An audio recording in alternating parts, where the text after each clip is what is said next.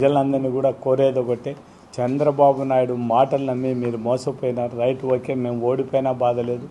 మేము కనీసం మీరైనా ఇప్పటికైనా చంద్రబాబు నైజాన్ని తెలుసుకోండి.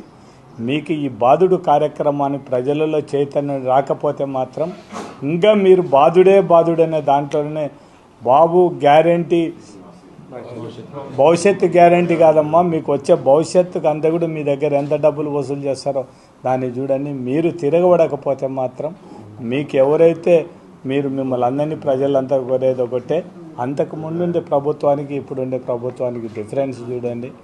మొత్తం అంతా కూడా అప్పుడు మనం డైరెక్ట్గా మీకు ప్రజలకు డైరెక్ట్ అకౌంట్లో ఇచ్చిన డబ్బులు ఆ రోజు మీకు జగన్మోహన్ రెడ్డి చెప్పిన డేట్ల ప్రకారం కూడా పథకాల మీద మీకు డబ్బులు ఇవ్వడం జరిగింది. ఇప్పుడు కనీసం కూడా ఒక పింఛను తప్ప ఏం కూడా, అది కూడా పింఛన్లు కూడా అర్హత ఉండేటోళ్ళు అందరినీ కూడా పెరికేయాలా, మొత్తం చాలా వరకు పెరికేయాలనే ఉద్దేశంతోనే ఆ సర్వే ఈ సర్వే పెట్టి మొత్తం అందరినీ కూడా పెరుగుతుంది.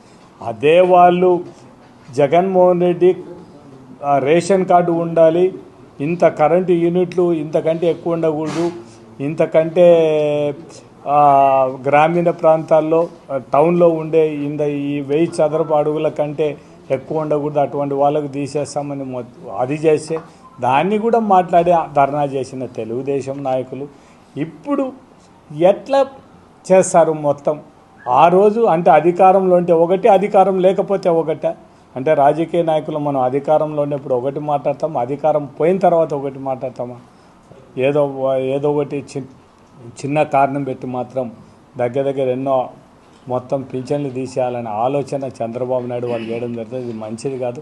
ప్రజలు కూడా ఒక్కసారి ఆలోచించమని విజ్ఞప్తి చేస్తూ, మేము 27వ తేదీ జరిగే కార్యక్రమాల్లో ప్రజలు కూడా మీకు మాకేం కానే కాదు, మాకేం లేదు, కానీ మీరు మీ మీద భారం పడకూడదు.